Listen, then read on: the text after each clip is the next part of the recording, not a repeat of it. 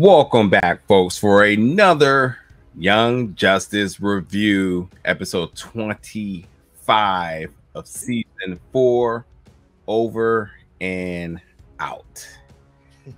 As we near the finale of this season, we knew things were starting to get heightened. Things are going to get more intense. I don't know if we had any indication that it was going to be what happened in this episode, and a lot of things happened. So let's jump into it. I think the first thing I guess we got to address is the humor coming from Nightwing, which was a little bit funny. Nightwing the Gray for a second. There was even a 300 reference. So they're using all the Warner Media Discovery Group properties here, which was funny because I was like, okay, cool. I like it. But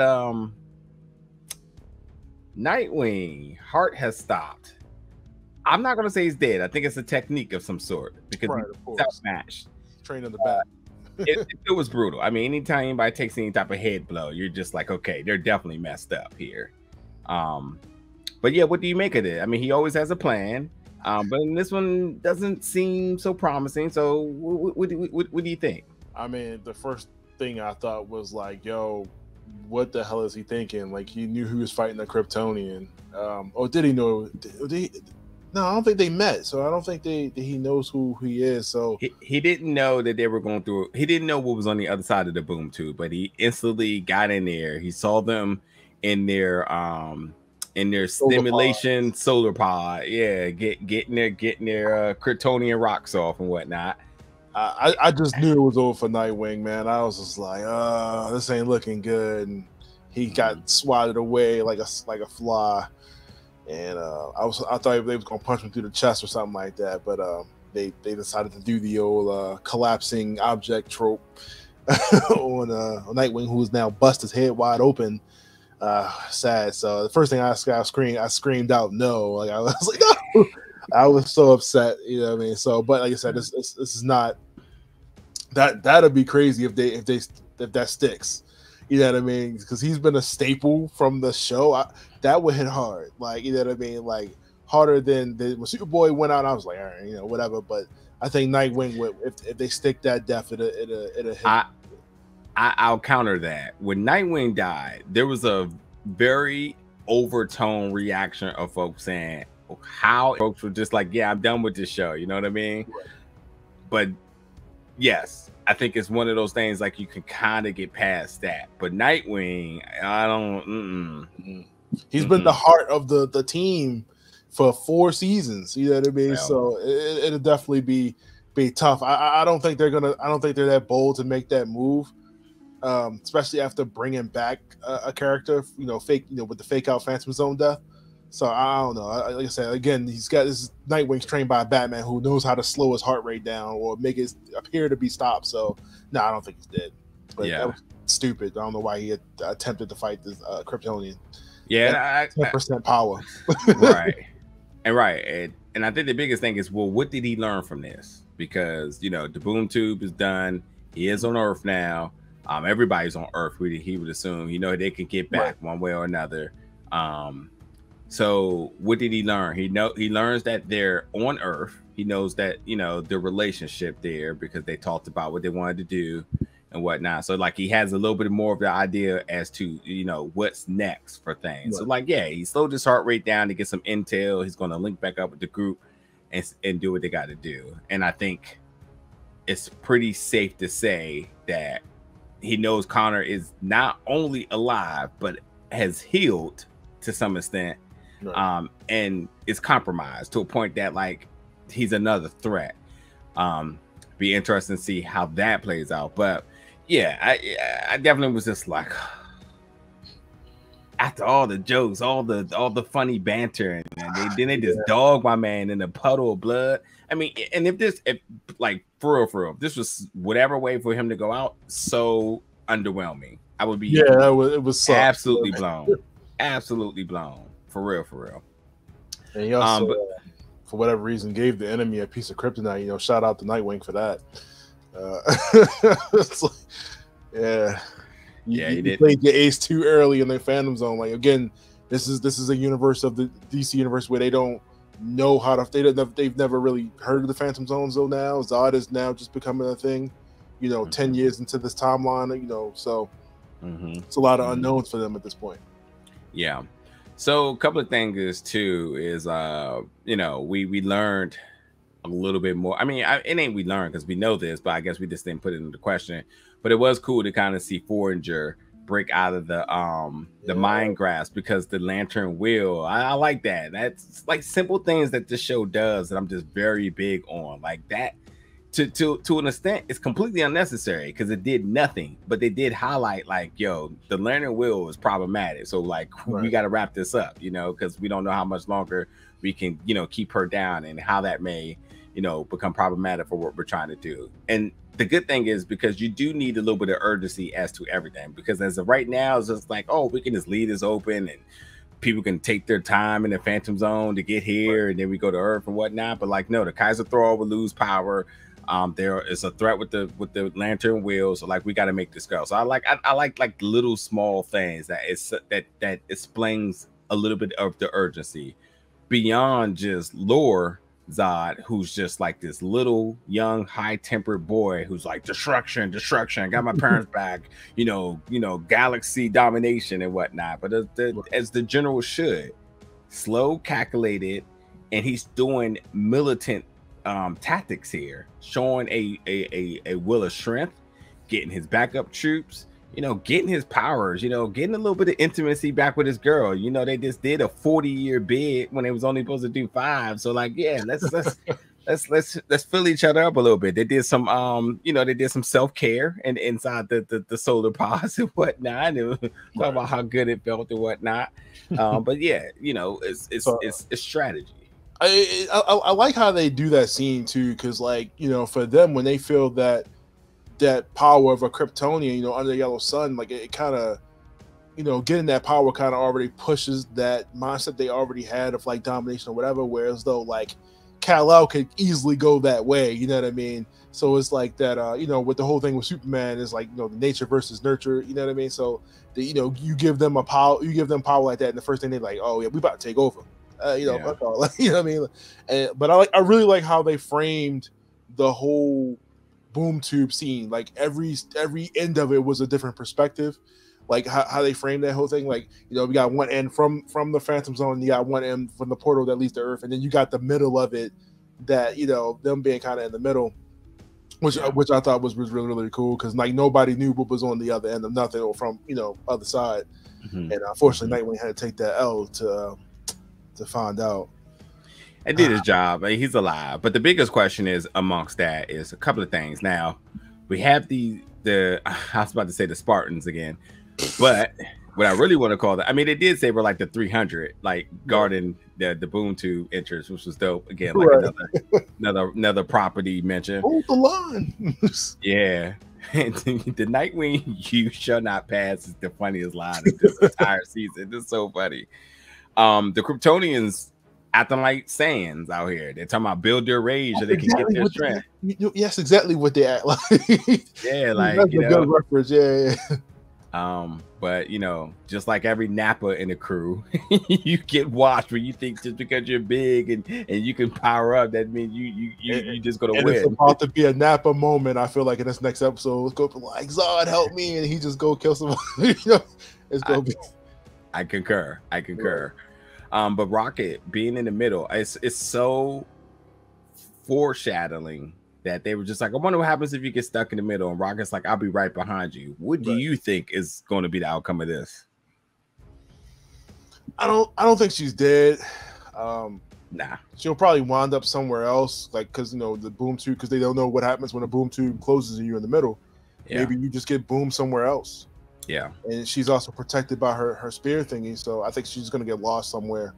Yeah, and I think that's where it's gonna leave off. Maybe. I tell you what, it does in a temporary importance. It's going to make Orion pissed. Oh, he got feelings. Oh yeah. He gonna be like, where my girl at? He gonna instantly blame them. Now, what can a god kind of do with these Kryptonians here? What's going to be? What do you think that battle is going to look like here?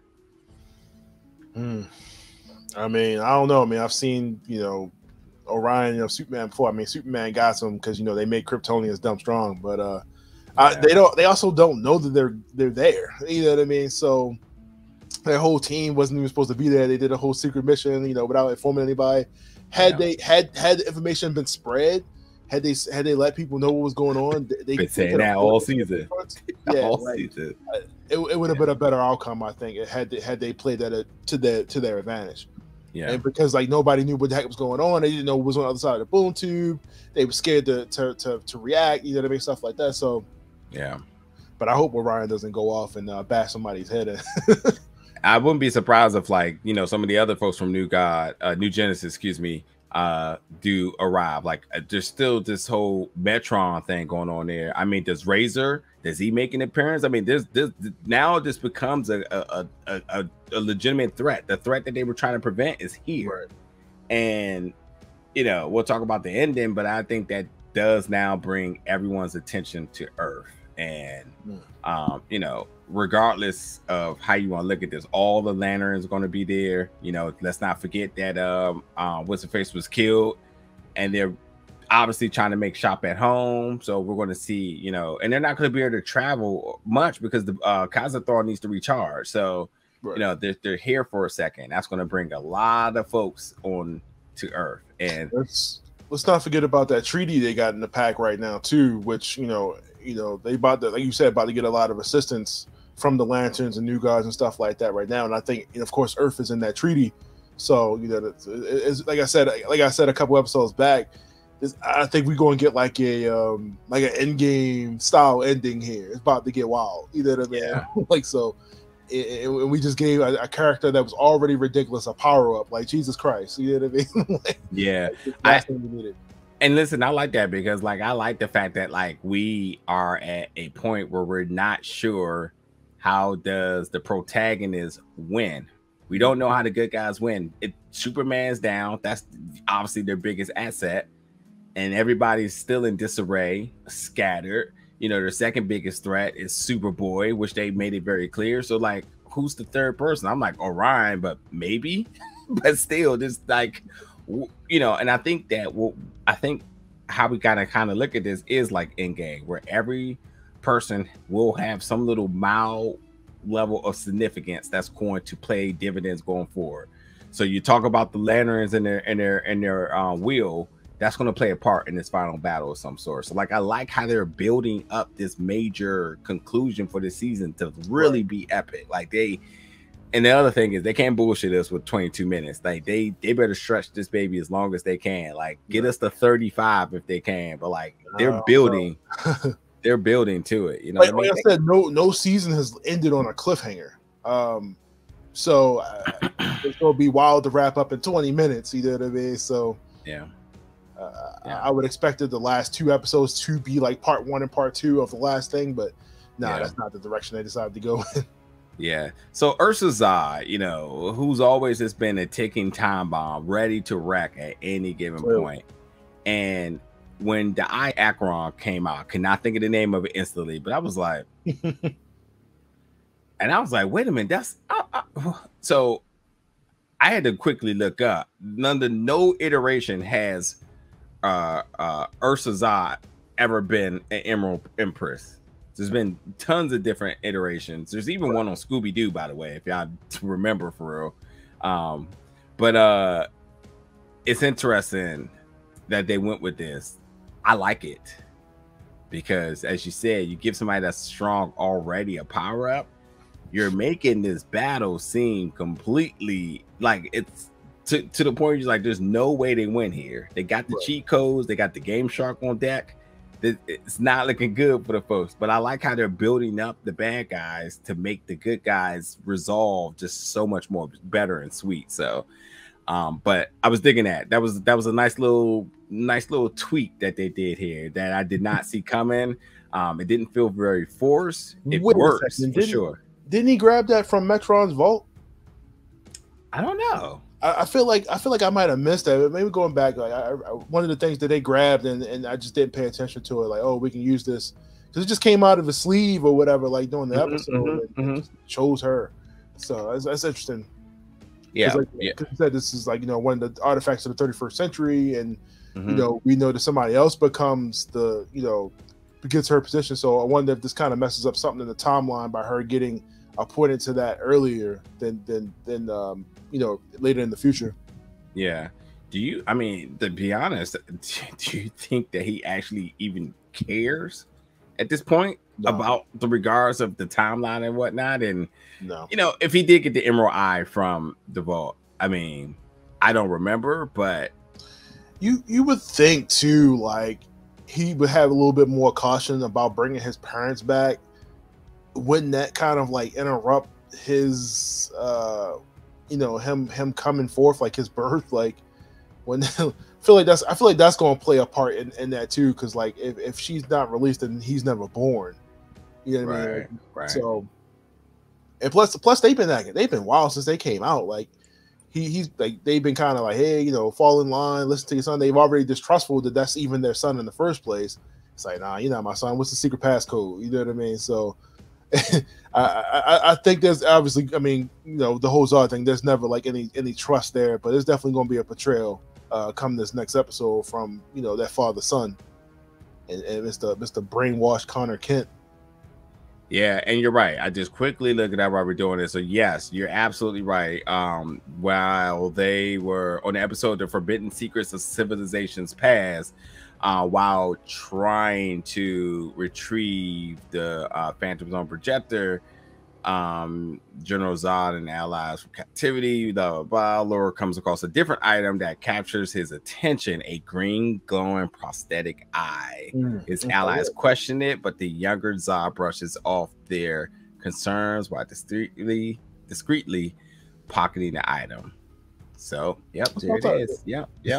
So there it is. Yeah. So, yeah. I didn't even pay. I don't even remember if I seen it or not, but like it's just dope that like that they able to just intertwine so many different things in this series, and it's just really cool, like almost like an Easter egg, but yet it has significance. You know what I mean? Yeah, it's definitely one of them shows. Like everything has come back and played a part, especially in this season where they've called back to like previous stuff, and you know, going back to the past and set certain things in place. You know, of course, with the Legion and stuff like that. So I think the next episode is definitely going to be you had to pay attention episode, like a lot of stuff have been setting itself up with, you know, each episode, especially with the Legion trying to set up, because I feel like they knew this was going to happen regardless. Like certain things kind of went off key, but like they still haven't revealed that whole Superman thing yet. You know what I mean? So that's true. I feel like maybe we'll get that next episode. Yeah, that's true. Another thing, and excuse me if you did mention this, but with him, Lord Zod coming from the 31st century, that means he's automatically fully aware of the potential of this power. Right. And at the time, you kind of think like, was he already set that he was going to give it to his mother, or was he going to try to harvest the power for his own good? But he just knew I could potentially use this for some point. So I mean, Young Justice is doing Young Justice thing, man. You know. Well, let's talk about the last moment of the episode. We got a public display of might, as they, of course, they do what all the bad guys do. Yay! Go to the middle of the city and try to publicly execute Superman. You know, the world's mightiest hero, and you're going to get Connor to do it again. And as we now see that he's changed his crescent and his allegiance officially to the House of Zod, which means that Superman is now literally the last living member of the House of El, with Superboy switching. The question remains, as we get left on a cliffhanger of him having him by the neck, what happens next? I mean, they ain't gonna kill Superman. It's just it ain't gonna happen. You know what I mean? Like, and because I feel like if he does that, there's no coming back for Connell. Like, you know, I mean, even if he was to break out of this, like if he actually does kill Superman, people ain't gonna mess with him like that. You know what I mean? Like, so again, I thought Superman was dead for sure. I'm like, did they put the kryptonite in his chest, or they just got it held out? You know, I feel like they. And I'm really getting tired of Mega's freaking brother, man. Every episode, he finds a new way to annoy me. Like, I really hope he either goes to jail or gets killed. Like, I'm so tired of this guy. Like, since episode, like the first couple episodes, dude. Like, but yeah, I mean, like I said, if he does wind up killing Superman, which I don't think he will, but that'll definitely have some ramifications come next season if we do get it, because we still got an impending war that has not happened yet. So yeah. I think when you kind of look at Superman, he's going through all the emotions, and it's the whole idea of like, what would you do if you could be around more people from your planet? Now that there's more Kryptonians, he's like not really able to process it. So like he's kind of mentally checked out here. But listen, for all of the little memory lane recap that we got from Superboy in terms of everything that's already happened and what he went through and whatnot, doesn't give me a sign that he's going to actually change his mind about killing Superman, because nothing about that was conflicting. It was all pretty much set like he should do this, which tells me that they did it and wrote it in that way so that we can absolutely, all of us, definitively agree that he's going to kill him, just so they don't. Right. So whatever it's going to be is going to be interesting as to what was the thing that made him change his mind. What would it be? What would it do? And that is going to be worth noting. Also, Superman's green. Wonder if it's kryptonite poison, or is it McGann? How would she have gotten it so quickly though? That wouldn't even make any sense. Like, no, I mean she can just obviously just turn green and be there. Could it be McGann? Could it be some type of trick? Bus, though, right? Like, no, she was on the. She was on the planet. What? Yeah. Sorry. Yeah, with Saturn Girl. Like, okay, could they? Yeah. You're right. Could they? I mean, obviously we're getting towards the last episode, so we could kind of fantasy book a little bit here. But that actually makes way more sense for them to put her next to Connor and she do whatever she need to do to him, get his mind right. Okay, yeah, I don't think it's Superman. Yeah, okay, yeah, you got me on that one. So we're going to see. Thinking about something else too. So remember, like this whole thing started off. Zod made that deal with Darkseid, and again, I think that the plan was to bring an army of Kryptonians out of the zone, so that Darkseid could take control of them, to do his thing and have them on his side for the army. I do think that switch is about to happen, and Darkseid's going to come out. This next episode. And we're gonna see Vandal Savage's play, and we're gonna see Darkseid's play. But it's a lot of wrap up they got to do in one episode, so it should be a double episode. I'm kind of upset that it's not, but yeah. Meanwhile, to my prediction of Superman, if he's not there, do you know what he's doing? Right, charging up. He getting ready for war. Remember, he was weakened, so we'll see what happens. But folks, we're almost at the finale. Cannot wait as Young Justice continues to be amazing each and every week as we hear covering it, giving y'all our little recap discussion. Y'all do y'all jobs now. Jump in the comments. Let us know your thoughts about today's episodes, your theories going into the finale, and so on. And we'll be back what we do each and every week with another review of Young Justice. Thank y'all for tuning in. Y'all be safe.